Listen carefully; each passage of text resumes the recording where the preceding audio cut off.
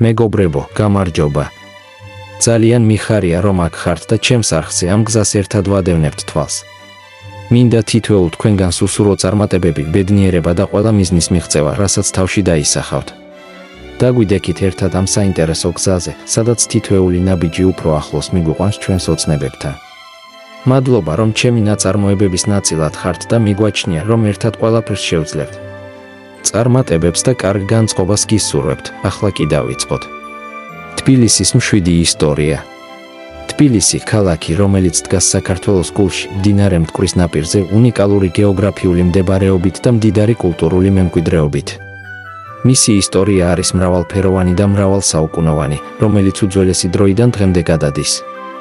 თბილისი ჯერ კიდევ ადრეულ დროში იყო ტრადიციული კულტურული ცენტრი, სადაც მომავალი თაობები ქმნიდნენ და ფურცლავდნენ ახალ იდეებს. თბილისის დაარსების ზუსტი თარიღი არ არის ცნობილი, თუმცა არქეოლოგიური მონაცემები გვიჩვენებს, რომ ამ ადგილას მჭიდრო დასახლება არსებობდა მტკვრის ნაპირას, სადაც ადამიანს მისთვის აუცილებელი რესურსები და წყაროები ჰქონდა. ისტორიკოსების მიხედვით, თბილისში პირველად იჩინა თავი მეფე ვახტანგ გორგასალმა, რომლის დროსაც ის ოფიციალურად ჩამოყალიბდა როგორც ქალაქი. ვახტანგ გორგასალის დროს თბილისში შეიქმნა უძველესი ცივილიზაციები, რომლებიც საფუძვლიანად ეყრდნობოდნენ მდინარე მტკვრის მიმდებარე ტერიტორიებს. თბილისის სახელის წარმოშობა. თბილისიდან მოდის, რაც ნიშნავს ცხელს, რადგან ქალაქის ნაპირზე არსებული მინერალური წყაროები სწორედ მათთან ასოცირდება. ამ წყაროებს დიდი სამკურნალო ძალა აქვს და სწორედ აქ დაიწყო ცხოვრება. 7 საუკუნეში ეკლესიური განვითარება. თბილისის ისტორია გაჯერებულია რწმენითა და რელიგიურ ტრადიციებთან. სწორედ ამ პერიოდში დაიწყო ქალაქში აქტიური ეკლესიების და მნათობების აშენება. უდიდესი მნიშვნელობა ენიჭებოდა თბილისში ეკლესიებს და მონასტრებს, რომლებიც ერთდროულად იყო კულტურული ცენტრები. მათ შორის განსაკუთრებული ადგილი უჭირავს სიონის ტაძარს, რომელიც გახდა ქალაქის რელიგიური ცენტრი.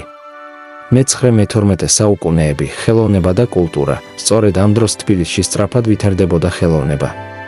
ათასობით წლის წინანდელი არტეფაქტები, ჩუქურთმები და ფრესკები, რომლებიც დღესაც შეგვხვდება ქართულ ტაძრებში, ხაზს უსვამენ თბილისისა და მთელი საქართველოს კულტურულ ზრდას. მე-12 საუკუნეში თბილისში გავრცელდა და განვითარდა ქართული მხატვრობა, რომელიც ადრეულ ტრადიციებს მიჰყვებოდა, ხოლო ამავე დროს ძველი დროის ხელოვნებასა და აღმოსავლური ისლამური ხელოვნების შეხებასაც. მე-15-მე-17 საუკუნეში ვაჭრობა და ეკონომიკური კეთილდღეობა. თბილისი იყო და რჩებოდა მნიშვნელოვან სავაჭრო გზაზე, რომელიც აერთიანებდა აღმოსავლეთსა და დასავლეთს. ამ პერიოდში ქალაქში ბულგარეთის, სომხეთის, ირანისა და სხვა ქვეყნების ვაჭრები კონცენტრირდებოდნენ. თბილისის ბაზრები ჭრელდებოდა მთელი სამყაროს კულტურებით. ხალხი ვაჭრობდა შპალერით, სილამაზის საგნებით, ხალიჩებით და კიდევ ბევრ საინტერესო ნივთებით. სწორედ ამ პერიოდში სახელი გაითქვა თბილისის სხვადასხვა ეთნიკური ჯგუფების მრავალფეროვნებამ, რომლებიც ერთმანეთის გვერდით მშვიდობიანად ცხოვრობდნენ. მე-19 საუკუნეში ქალაქი იქცა უფრო მეტად ევროპული ხიბლის მქონე. ოსმალეთის, ირანისა და რუსეთის გავლენა აისახა თბილისის არქიტექტურაში, სადაც ჩვენ ხვდებით სიმპათიურ და ლამაზ შენობებს. სწორედ ამ პერიოდში თბილისში მოედინებოდა ევროპული, რუსული და აღმოსავლური ტრადიციები. ქალაქის ქუჩებში მოგზაურობდნენ მაღალ საზოგადოებასთან დაკავშირებული ადამიანები, რომლებიც ხშირად მოგზაურებდნენ პარფუმერიისა და მოდის მაღაზიებში. მე-6-მე-7 საუკუნე, მინერალური წყაროები, ერთ-ერთი ყველაზე მშვიდი, რაც თბილისს განსაკუთრებული ხდის, მისი მინერალური წყაროები და მათი გამოყენება ადამიანების ჯანმრთელობისთვის არის. ამ წყაროებს შორის ყველაზე ცნობილია აბანო-თუბანი, რომელიც ქალაქის ისტორიული ცენტრის სიახლოვეს მდებარეობს. აბანო-თუბანში არსებული ცხელი წყაროები თბილისს მდიდარ ხალხის მიერ ხშირად სარგებლობდა, როგორც საკურორტო დანიშნულების ადგილად. სწორედ აქ შეიქმნა სპა კულტურა, რომელიც დღემდე პოპულარულია არა მხოლოდ საქართველოს, არამედ მთელი მსოფლიოდან ჩამოსულ ტურისტებს შორის. რეგიონის გართობა და თავისუფალი დრო. თბილისი ყოველთვის გამოირჩეოდა თავისი კულტურული ღონისძიებებით.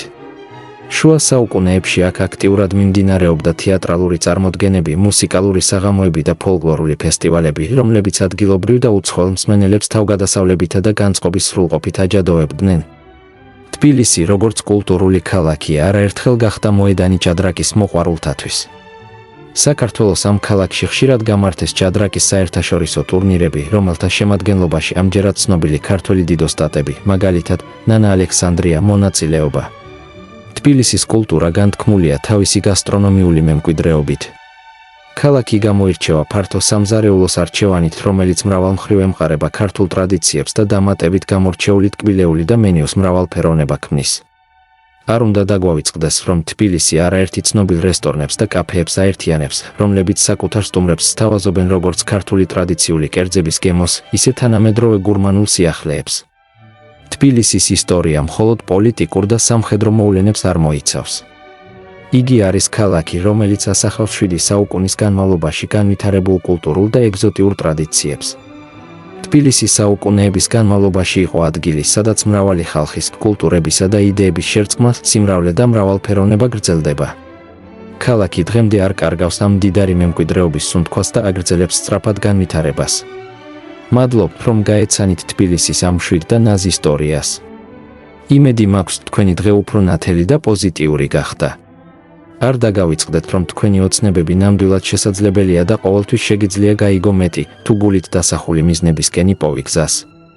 არ დაგავიწყდეთ გამოწერის ხილაკზე დაჭერა, რათა ისტორიული სიახლეები არ გამოგრჩეთ. შეხვედრამდე, მეგობრებო.